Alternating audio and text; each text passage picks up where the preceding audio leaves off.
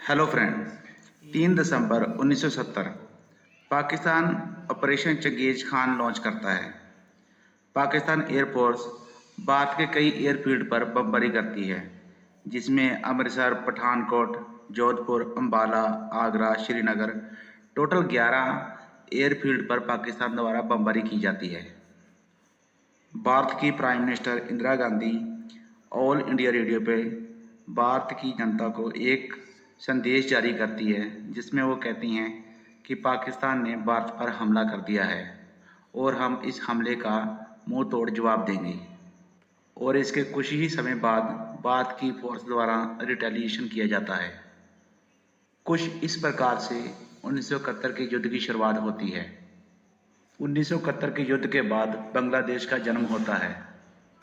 1971 से पहले पाकिस्तान दो भागों में बटा हुआ था, पूर्वी पाकिस्तान और पश्चिमी पाकिस्तान। पश्चिमी पाकिस्तानी के लोग अपने आप को उत्तम मानते थे, ऊंचे दर्जे के मानते थे, और वो पूर्वी पाकिस्तान के लोगों को पसंद नहीं करते थे और रंग भेदभाव और भाषा के आधार पर उनका मजाक उड़ाते थे। आइए जानते हैं क्यों हुई ये वार और बांग्लादेश आज़ादी क्यों चाहता था पाकिस्तान से, और भारत का क्या रोल था इस युद्ध में। कहानी की शुरुआत करते हैं ब्रिटिश रूल के पहले से, जब यह सब कॉन्टिनेंट था। India, Pakistan, Bangladesh, Nepal, Burma and Sri Lanka. इस सब कॉन्टिनेंटल में हजारों छोटी बड़ी रियासतें थी, जिनकी अपनी भाषा थी, अपना कल्चर था, और इन रियासतों पे राजा महाराजा द्वारा रूल किया जाता था। जो बांग्लादेश वाला एरिया था, यहाँ पे 13वीं सदी से ही मुसलमान राजा द्वारा ही रूल किया जा रहा था। मोहम्मद बख्तियार खिलजी थे जिन्होंने मुस्लिम राज की स्थापना की थी। इस एरिया में उस समय हिंदू और मुसलमानों के बीच में कोई भेदभाव नहीं था, सब मिलकर और प्यार से रहते थे। 1750 की सदी आने तक और उसके बाद 1757 में ईस्ट इंडिया कंपनी द्वारा इस एरिया को टेक ओवर कर लिया जाता है। 1947 तक ब्रिटिश राज ही यहाँ पे राज करता है, और 1947 के बाद जब अंग्रेजों ने इंडिया को आज़ादी दी तो इसे दो भागों में बांट दिया, इंडिया और पाकिस्तान। आज़ादी के लगभग 7 साल पहले साल 1940 में ऑल इंडिया मुस्लिम लीग द्वारा एक लाहौर रेजोल्यूशन बनाया जाता है, जिसमें उनके द्वारा अलग मुसलमान देश की मांग की जाती है, क्योंकि मुसलमानों को डर था कि हिंदू मेजॉरिटी में हैं और मुसलमान मिनॉरिटी में हैं, इस प्रकार उनका शोषण होगा और उनको पूरे अधिकार नहीं मिलेंगे, इसलिए वो मुसलमानों के लिए अलग देश की मांग कर रहे थे। हिंदू और मुसलमान रिलीजन के अकॉर्डिंग बॉर्डर बनाने का मतलब था जो लोगों में सोशल कमर्शियल रिलेशनशिप था उसको नज़रअंदाज करना।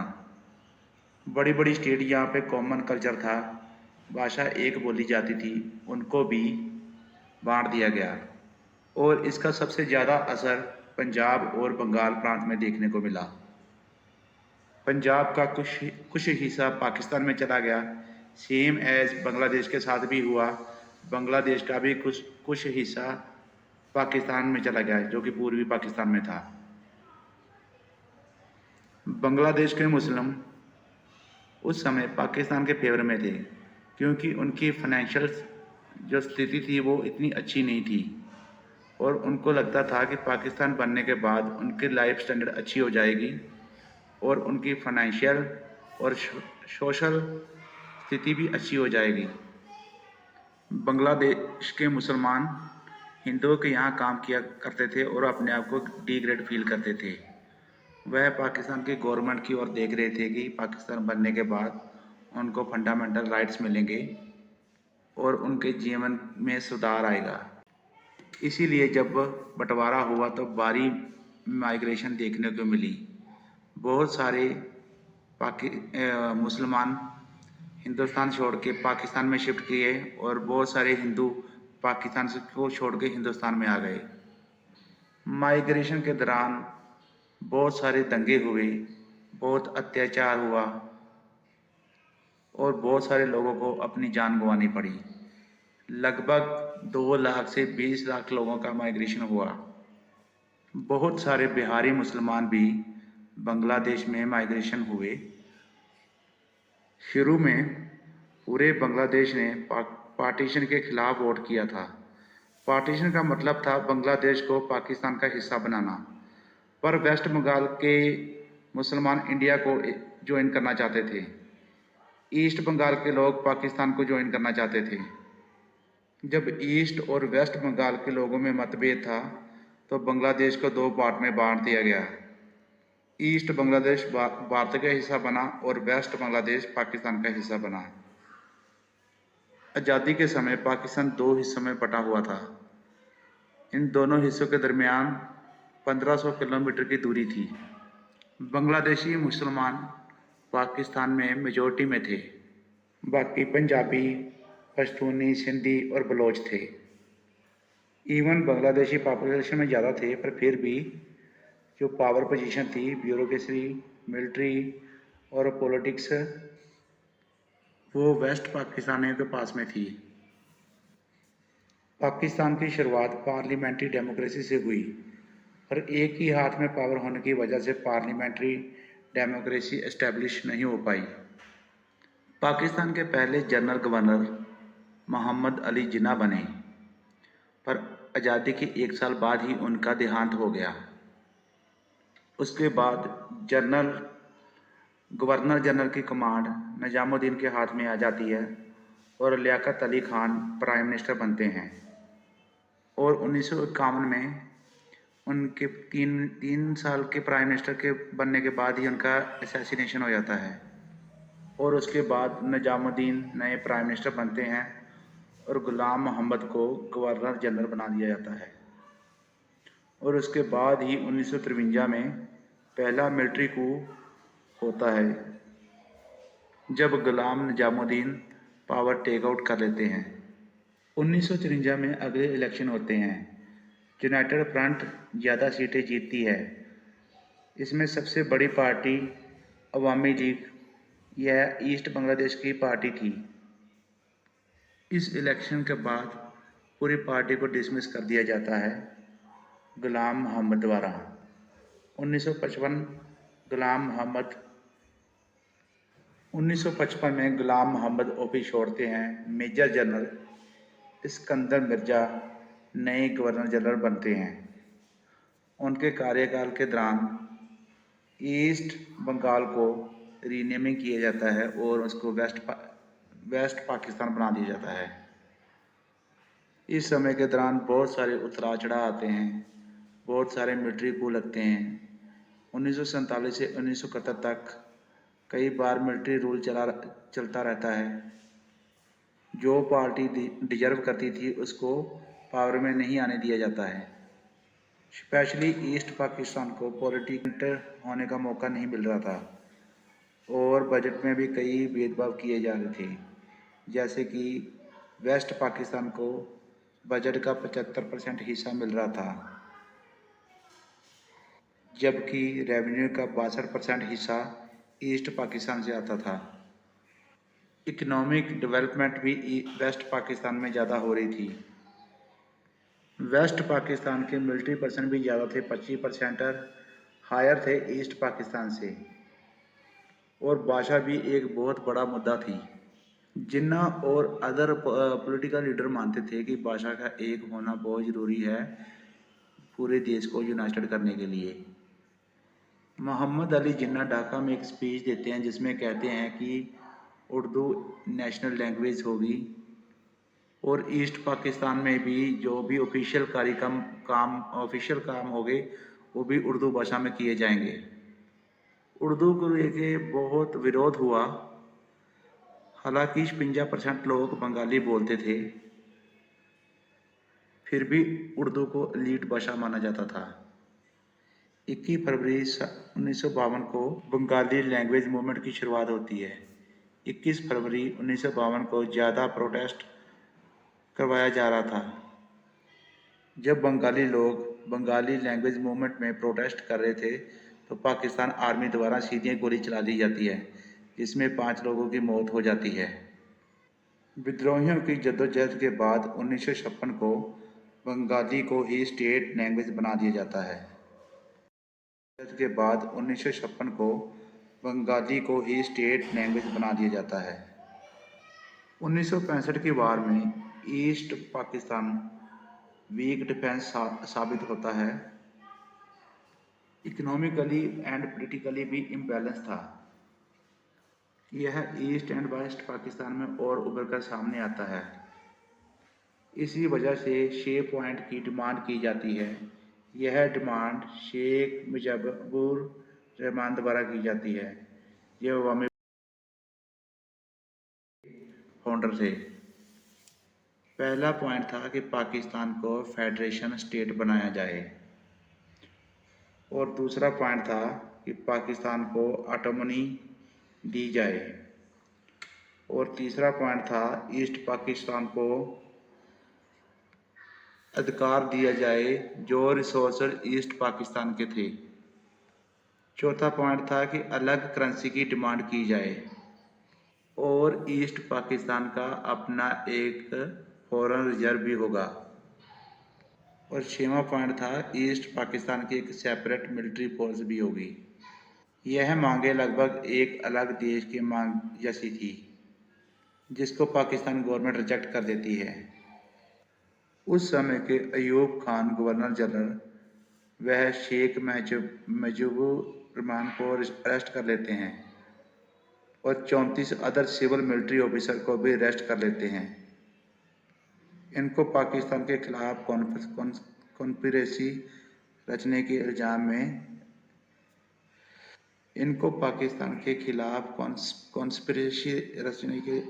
में अरेस्ट किया जाता है। इनको पाकिस्तान के खिलाफ कॉन्स्पिरेसी रचने के इल्ज़ाम में अरेस्ट किया जाता है। इन पर सेडिशन का केस लगाया जाता है, जिसको पॉपुलरली अगरताल कॉन्स्पिरेसी केस के नाम से जाना जाता है। अयूब खान का कहना था कि शेख मुजीबुर रहमान इंडिया के साथ मिलकर एक अलग देश बनाने की कोशिश कर रहे हैं और इस समय तक शेख मुजीबुद्दीन रहमान एक पॉपुलर लीडर बन चुके थे और वो बंगाली लोगों की वॉइस भी बन चुके थे। बंगाली को जहाँ डिस्क्रिमिनेटी, क्रूरटी, इनक्वालिटी सहनी पड़ रही थी, वहाँ शेख मुजीबुद्दीन रहमान में उनको एक उम्मीद दिखती थी। शेख मुजीबुद्दीन रहमान के अरेस्ट के बाद बाकी प्रोटेस्ट देखने को मिला। शेख मुजीबुर रहमान के अरेस्ट के बाद बड़ा प्रोटेस्ट देखने को मिला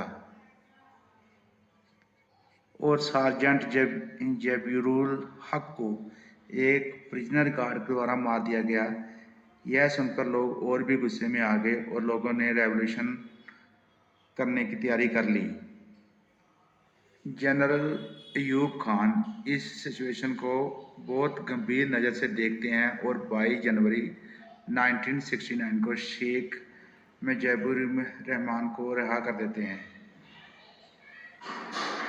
और जो केस उन पे लगाए होते हैं उनको भी विड्रॉल कर देते हैं। इसके बाद 1969 में अयूब खान रिज़ाइन कर देते हैं। रेजिग्नेशन के बाद जनरल यहिया खान को सक्सेसर अपॉइंट करते हैं।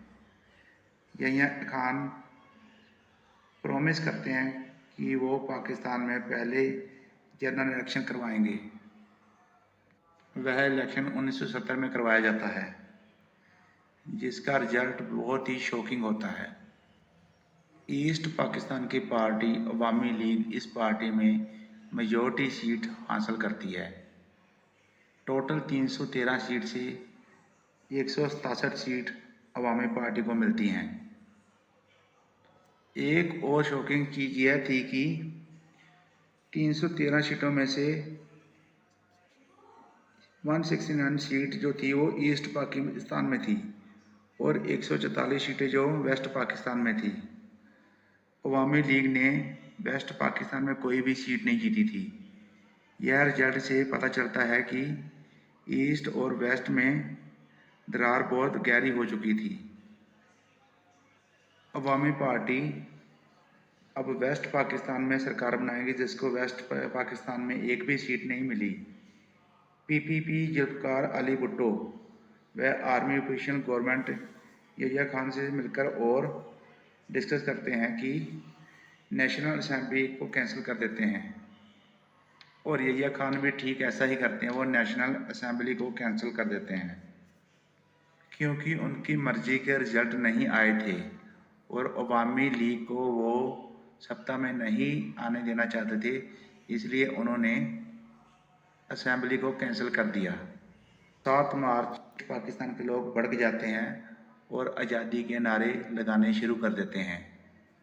ईस्ट पाकिस्तान के लोग कहते हैं कि अगर आपको हमारे द्वारा चुनी गई सरकार पसंद नहीं तो आप यहाँ से बाहर निकलिए और हमें आज़ाद कर दीजिए। 7 मार्च 1971 को अवामी लीग पॉलिटिकल पार्टी लोगों के सपोर्ट में निकलती है और नॉन कॉरपोरेट मूवमेंट चालू करती है। शेख मुजीबुर रहमान के द्वारा एक ज़बरदस्त स्पीच दी जाती है। इस स्पीच में उर्दू स्पीकिंग मुसलमान जो बिहारी थे उनमें तनाव बढ़ने लगता है। बिहार के उर्दू स्पीकिंग मुसलमानों को प्रो पाकिस्तानी की नज़र से देखा जा रहा था। वह हमेशा वेस्ट पाकिस्तान के सपोर्ट में रहते थे।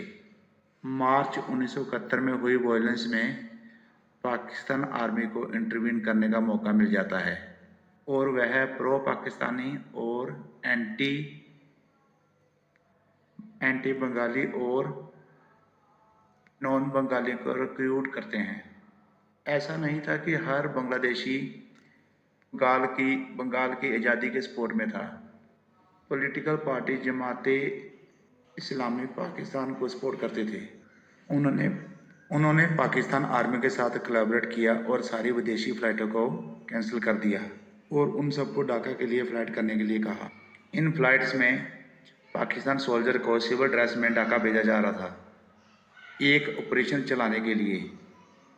इसी दौरान east Pakistani protest organise national independence army का गठन करते हैं और उसको नेम देते हैं मुक्ति बानी, the force of independence. Indian army guerrilla welfare की ट्रेनिंग देती है इस मुक्ति बानी आर्मी को। मुक्ति बानी के रिस्पॉन्स में वेस्ट पाकिस्तान ने पीस कमेटी बनाती है, शांति बानी। इस पूरे कॉन्फ्लिक्ट का बहुत बड़ा असर इंडिया पे भी देखने को मिलता है। 10 मिलियन से ज़्यादा रेफ्यूजी इंडिया में इंटर कर जाते हैं। प्रधानमंत्री इंदिरा गांधी यहाँ पे सोचती हैं कि मिलिट्री एक्शन लेना ज़्यादा इकोनॉमिकल होगा, इसकी बजाय कि 10 लाख रेफ्यूजी को शेल्टर देने के बजाय। इंदिरा गांधी जनरल शेर मानव को वॉर की तैयारी करने के लिए कहती हैं, ईस्ट पाकिस्तान में एंट्री करने के लिए रेडी हो जाएं। जनरल शेर मानेकशॉ उस समय कॉन्फिडेंट नहीं थे कि इतने कम टाइम में इंडिया वॉर के लिए प्रिपेयर हो सकता है और जंग को जीत सकता है। शुरू में तो वह रिफ्यूज़ कर देते हैं और रिज़ाइन का ऑफ़र करते हैं, बट इंदिरा गांधी अपना कॉन्फिडेंट उन पे बनाए रखती हैं और कहती हैं कि जब उन्हें ठीक है तभी ऑपरेशन किया जाए। और इसकी शुरुआत होती है मुक्ति बाहिनी को ट्रेनिंग प्रोवाइड करने से।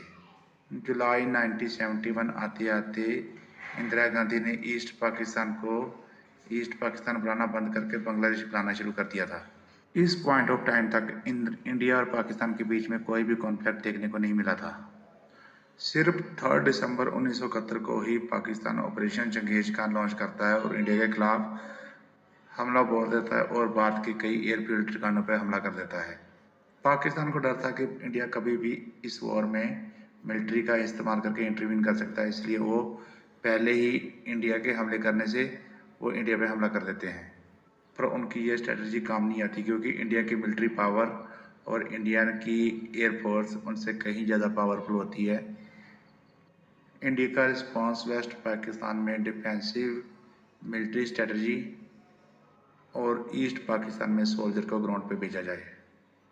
इंडिया के ऑपरेशन में एंटर करते ही पाकिस्तान यूनाइटेड नेशन को अपील करता है कि इंडिया को सीज फायर करने के लिए फोर्स किया जाए। 4 दिसंबर 1971 को बड़ी लंबी चर्चा चलती है यूनाइटेड नेशन काउंसिल में। उस समय यूनाइटेड स्टेट पाकिस्तान के फेवर में ज़्यादा था और सोवियत यूनियन इंडिया के फेवर में ज़्यादा थी। US, China and UK support करते हैं कि इंडिया जल्दी से सीज फायर कर दिए, बट रशिया वीटो कर देता है और बाद में जाके यूके एंड फ्रांस भी वोट करने से मना कर देते हैं। भूटान पहला देश बनता है जो बांग्लादेश को रिकॉग्नाइज करता है और उसी दिन इंडिया भी बांग्लादेश को रिकॉग्नाइज करता है। 12 दिसंबर के आते आते पाकिस्तान बहुत बड़ी हार को अपने सामने देख रहा था। पाकिस्तान के फॉरेन मिनिस्टर जुल्फिकार अली भुट्टो जल्दी से यूएस जाते हैं और डिस्कस करने के लिए कि किस प्रकार सीज फायर का केस बनाया जा सकता है।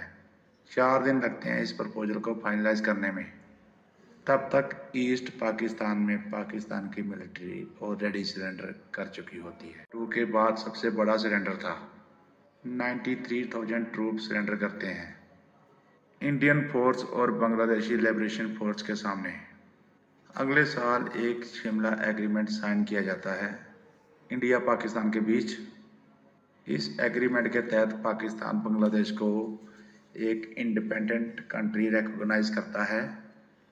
इसके बदले में पाकिस्तान को 93,000 जो उसके आर्मी सरेंडर की थी 5 महीने के अंदर वापस कर दिए जाते हैं और 13,000 स्क्वायर किलोमीटर ज़मीन जो इंडियन ट्रूप ने वेस्ट पाकिस्तान में कब्जा ली थी उसको भी वापस कर दिया जाता है।